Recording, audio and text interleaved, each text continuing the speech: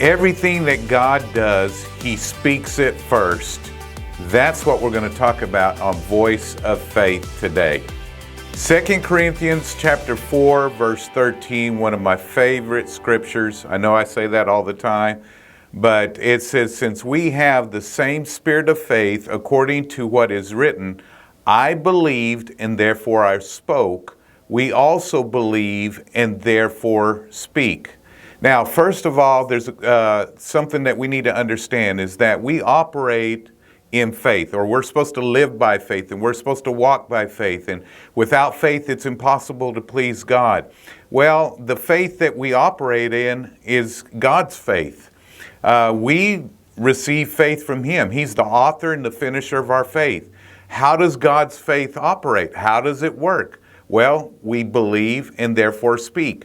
God believes and therefore He speaks. That's how the whole universe was created. God believed, He spoke. He says, let there be light, and there was light. Let there be this, let there be that. And guess what? It happened. And so we need to have a prophetic voice. We need to be speaking forth what God says we need to have and He wants us to have in and through our lives. And so use your voice. Believe His word. Get into His word. Get promises from God. And then believe it and speak it. That is the prophetic voice that you need to be using in your life. I firmly believe that the reason why God's people are not experiencing all that they could be experiencing in their life is not because they don't believe, it's because they're not speaking. They may believe it, but they're not speaking it out of their mouth. And so you need to declare and decree what it is that God has said in your life, whether it's for healing or provision or for your relationships, your business, your marriages, whatever it is that you need to be speaking about, go ahead and speak it out of your life. And let things align themselves to your words.